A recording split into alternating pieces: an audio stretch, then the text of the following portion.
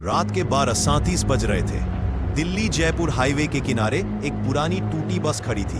बस number RJ07P1113।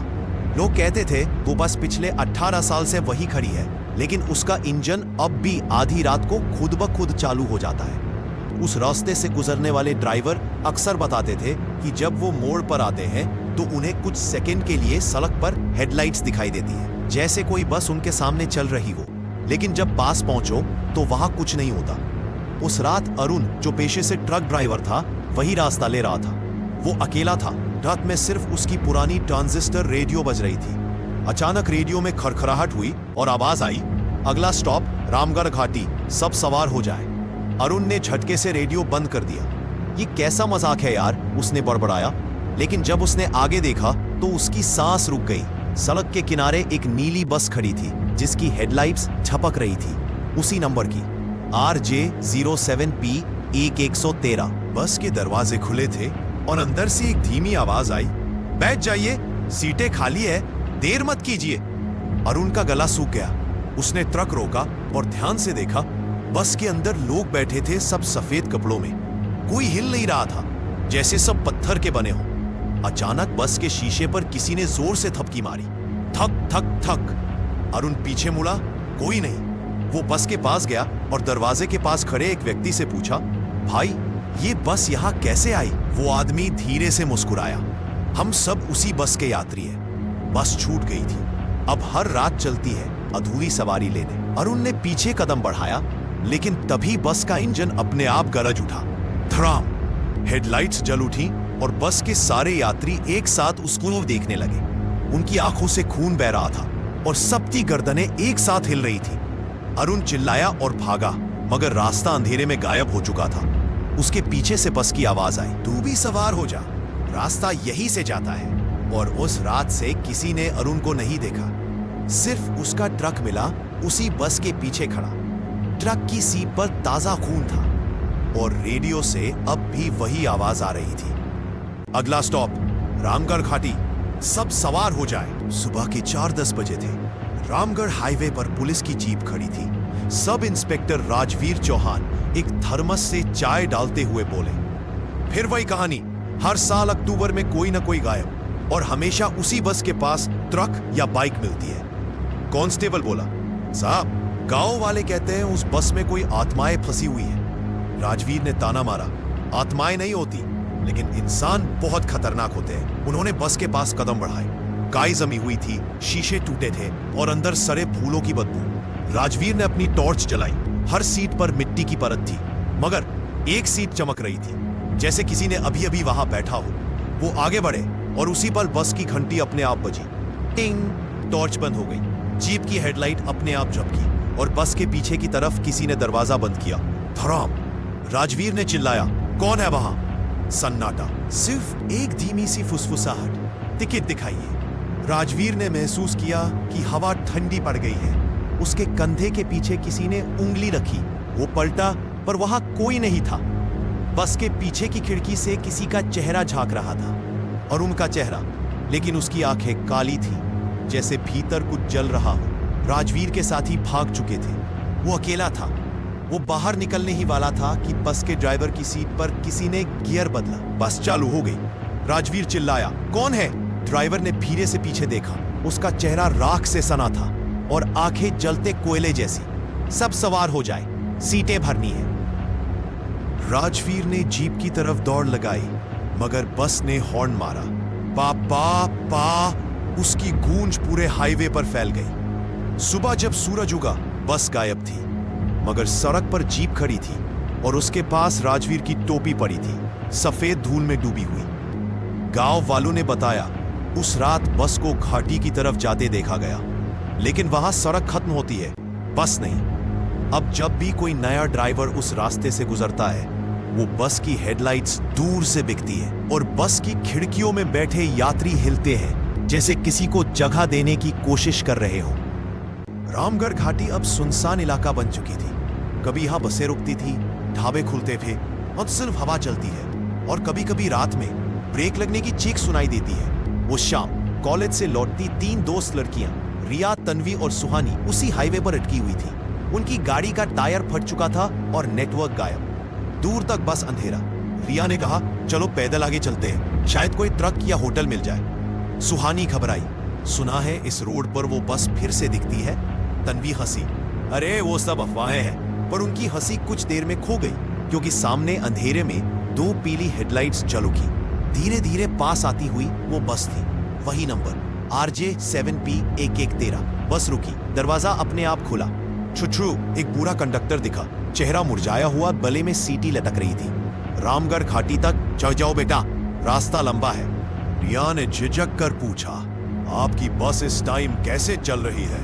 यहाँ तो कोई रूट नहीं। कंडक्टर मुस्कुराया, हमारा रूट बस रात में चलता है। तन्वी ने कहा, चलो बैठ जाते हैं, डरने की क्या बात है। तीनों चल गईं। बस अंदर से पुरानी थी तर चमचमा रही थी। हर सीट पर कोई बैठा था, बिना हिले बिना आवाज के। सब सफेद कपड़ों में और सबकी नजरें सीधी आगे। जैसे जैसे बस चली, ठंड बढ़ती गई। खिड़कियों के शीशों पर धुंध जमी और बाहर कुछ दिखाई नहीं दे रहा था। रिया ने नोटिस किया कि सामने की दीवार पर पुरानी तस्वीरें टंगी थीं। कई मुस्कुराते चेहरे, जिनमें एक पुलिस वाला, एक ट्रक ड्राइवर और कुछ आम लोग थे। वो डर गई, क्योंकि पुलिस वाले की टोपी पर लिखा था राजवीर चौहान। बस झटके से रुकी। लाइट्स बुझ गईं और माइक से आवाज आई, अगला स्टॉप मौत घाटी। अगला स्टॉप। सुहानी कांप गई। ये माइक कौन चला रहा है? कंडक्टर गायब था। ड्राइवर की सीट खाली थी। बस खुद ब खुद चल रही थी। बाहर एक गहरी घाटी दिख रही थी और नीचे से नीली लौ उठ रही थी। तन्वी ने चीखकर खिड़की खोली और देखा कि हर यात्री अब धीरे धीरे मुड़कर उन्हें घूर रहा था। उनके चेहरे सड़ चुके थे, आंखें खाली और होठों पर वही शब्द, बैठ जाइए, सीटें खाली हैं। रिया भागी, मगर दरवाजा बंद। सुहानी ने कांच तोड़ने की कोशिश की, लेकिन शीशा जैसे पत्थर बन चुका था। बस घाटी की ओर मुड़ रही थी। स्पीड बढ़ती जा रही थी और लाउड स्पीकर में फिर आवाज गूंजी, इस बार 3 नई सवारियां हैं, सीटें पूरी हो जाएंगी। बस की हेडलाइट्स घाटी के किनारे पहुंची और अचानक धड़ाम। अगले दिन बस फिर गायब थी। सिर्फ सड़क के किनारे 3 जोड़ी जूते मिली और एक पेड़ पर लटका हुआ टिकट, जिस पर लिखा था 3 सीटें भर चुकी, अब भी 2 बाकी हैं। साल था 2007। तारीख 17 अक्टूबर। दिल्ली से रामगढ़ के बीच राजवीर ट्रैवल्स की एक बस चला करती थी। ड्राइवर था महेश चौधरी, 20 साल का तजुर्बा, मगर अंदर से टूटा हुआ आदमी। उसकी बीवी नीलिमा पिछले महीने एक एक्सीडेंट में मरी थी, उसी रोड पर। लोग कहते थे वो हादसा नहीं, किसी ने धक्का दिया था। महेश अब दिन में खामोश, रात में बेचैन रहता। उसकी आंखें हमेशा लाल। और उस रात उसने कसम खाई थी, जो भी उस हादसे का कारण है, आज उसी सड़क पर मरेगा। बस में कुल 28 यात्री थे। स्कूल के बच्चे, एक बुजुर्ग कपल, 3 सिपाही और 2 अजनबी आदमी, जिनके चेहरों पर नकाब था। महेश की निगाह बार बार उन्हीं 2 नकाबपोशों पर जाती थी। वो कुछ फुसफुसा रहे थे, धीरे धीरे, मगर हर बार नीलिमा नाम जरूर आता था। बस चल पड़ी। रात का 1 बजा था। बाहर बादल घिरे थे, हवा भारी। महेश ने माइक उठाया, सवारियां ध्यान दे, रास्ता लंबा है, नींद मत लेना। उसकी आवाज कांप रही थी। रामगढ़ घाटी के मोड़ पर बस पहुंची ही थी कि अचानक ब्रेक लग गया। सारे यात्री आगे झटके से गिरे। सामने रोड पर एक औरत खड़ी थी, सफेद साड़ी में, भीगी बालों के साथ। महेश के होंठ सूख गए। वो नीलिमा थी। उसने हाथ उठाया, बस रोक दो महेश। महेश रो पड़ा। नीलिमा, तू जिंदा है? वो कुछ नहीं बोली, बस मुस्कुराई। और अगले ही पल उसके पीछे की हवा में काले साए उभरे। वो वही 2 नकाबपोश थे, अब बिना चेहरों के। उनकी आंखें जल रही थी और उनकी आवाज गूंजी, तूने हमारी डील तोड़ी महेश, अब तेरी सवारी हमेशा अधूरी रहेगी। बस का इंजन अपने आप गरज उठा। दरवाजे बंद हो गए। यात्रियों ने खिड़कियां तोड़ने की कोशिश की, मगर शीशे पत्थर जैसे हो गए। महेश ने स्टीयरिंग संभालने की कोशिश की, पर बस अपने आप तेज होती गई। रोक दो इसे, भगवान के लिए रोक दो, इसी ने चीख मारी। बाहर बिजली चमकी और बस घाटी की ओर झपटी। नीलिमा की परछाई धीरे धीरे गायब होती गई बस की हेडलाइट्स के साथ, और फिर धड़ाकें बस सीधा घाटी में गिरी।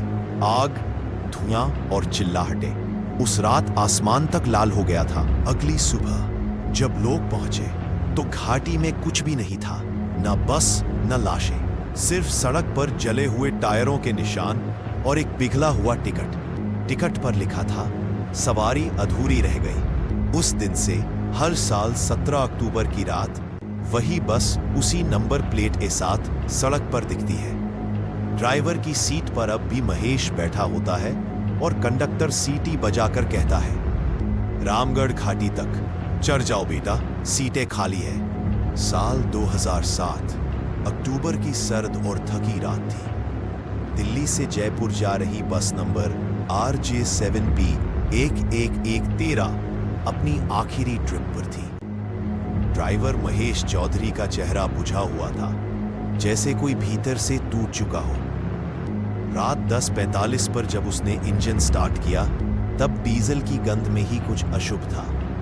रामगढ़ घाटी तक पहुंचने से पहले बस को करीब 3 घंटे का सफर तय करना था। यात्रियों की गिनती पूरी थी, 28 सवारियां। सीट 14 पर एक बुजुर्ग जोड़ा, सीट 21 पर 2 स्कूल के लड़के, सीट 25 पर एक महिला अपनी बच्ची के साथ, और पीछे की आखिरी सीट पर 2 आदमी जिनके चेहरे आधे नकाब में थे। महेश की नजर बार बार रियर व्यू मिरर में उन्हीं 2 पर टिकती थी। वो फुसफुसाते रहते, आवाजें मंद मगर शब्द साफ। नीलिमा, हादसा, घाटी। हर बार सुनकर महेश का पैर एक्सेलरेटर से हट जाता। कंडक्टर रघु बोला, साहब कुछ परेशान लग रहे हैं। महेश ने धीमे कहा, आज बस एक सफर और, फिर चैन मिलेगा। रघु हंसा, इतनी रात में चैन? इस रूट पर तो हवाएं भी डरती हैं। जैसे जैसे बस बढ़ती गई, रास्ता सुनसान होता गया। पेड़ सड़कों के किनारे ऐसे झुक रहे थे जैसे कुछ कहने की कोशिश में हो। एक मोड़ पर अचानक कुत्तों का झुंड सड़क के बीच आ गया। महेश ने जोर से हॉर्न मारा, लेकिन कुत्ते नहीं हिले।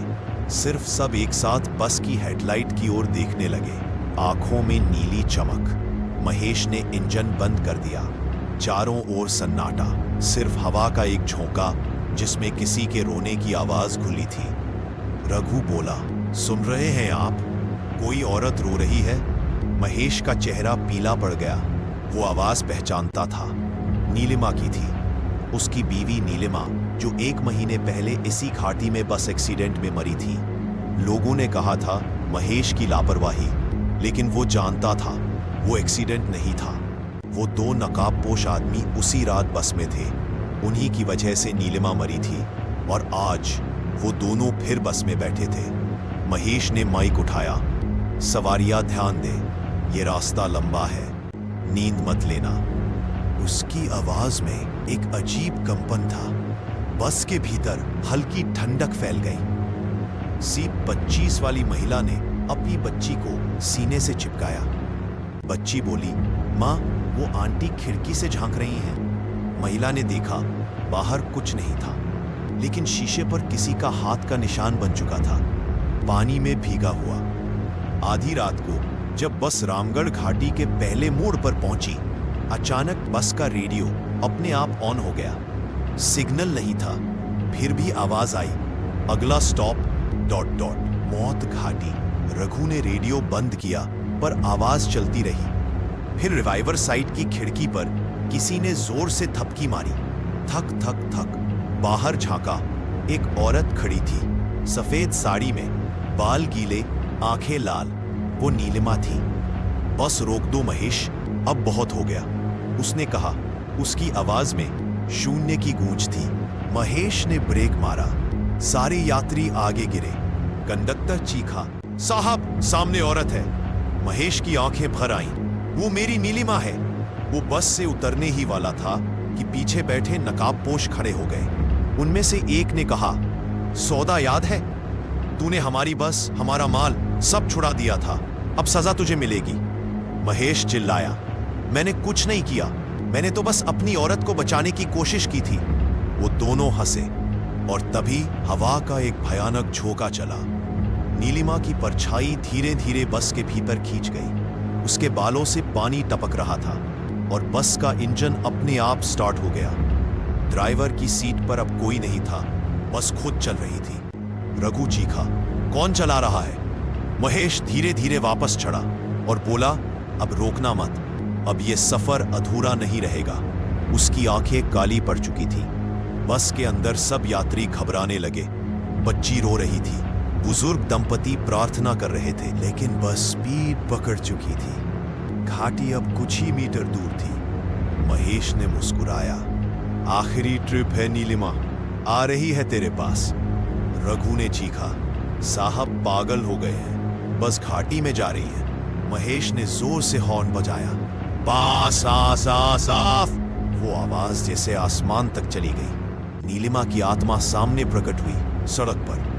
महेश ने सीधा उसी ओर बस घुमा दी। बिजली कड़की, बारिश टूट पड़ी, सारे यात्री एक साथ चीखे, धड़ा सा। सुबह जब पुलिस पहुंची, घाटी में कुछ नहीं था। बस नहीं, लाशें नहीं, सिर्फ सड़क पर गिरे हुए टुकड़े, जली हुई घड़ी, बच्चों की किताबें और एक आधा जला टिकट। टिकट पर खून से लिखा था, सवारी अधूरी रह गई। उस दिन से हर साल 17 अक्टूबर की रात वही बस उसी रूट पर दिखती है। ड्राइवर सीट पर अब भी महेश, कंडक्टर वही रघु, और बस की सीटी बजती है जैसे मौत की पुकार। रामगढ़ घाटी तक चढ़ जाओ बेटा, सीटें खाली हैं। साल 2024, अक्टूबर की ठंडी रात। रामगढ़ घाटी का रास्ता अब बंद हो चुका था। सड़क टूटी, बोर्ड लगे थे प्रवेश वर्जित, लेकिन डर हमेशा रास्ता ढूंढ ही लेता है। अर्जुन, एक यूट्यूबर, अपने दोस्तों रोहित और मनीषा के साथ वहां पहुंचा। उनका चैनल था गोस्ट लेंस इंडिया और आज वो उस बस की लाइव रिकॉर्डिंग करने वाले थे। कहते थे, अगर वो बस सच में दिखी तो हमारी चैनल उड़ जाएगी। अर्जुन के कैमरे में नाइट मोड ऑन था। समय था 12:32 AM, वही समय जब पुरानी रिपोर्ट्स में हादसा हुआ था। हवा अजीब ठंडी थी, जैसे कोई अदृश्य सांसें ले रहा हो। रोहित, भाई इतनी शांति है कि अपनी धड़कन तक सुनाई दे रही है। मनीषा, अगर सच में बस आई तो? अर्जुन, तो फिर वीडियो बनेगा या आखिरी वीडियो? तीनों धीरे धीरे घाटी की सड़क पर बढ़े। चारों ओर काले पेड़ों की सरसराहट और दूर से कहीं धातु के घिसटने की आवाज। ग्रर, अर्जुन ने कैमरा जूम किया। सामने कोहरे में 2 पीली लाइटें चमकी।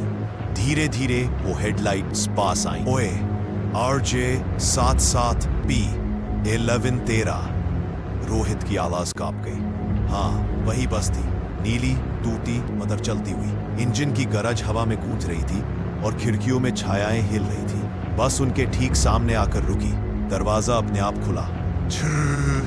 अंदर से ठंडी हवा निकली, इतनी ठंडी कि कैमरे का लेंस जम गया। मनीषा फुसफुसाई, क्या हम अंदर जाएं?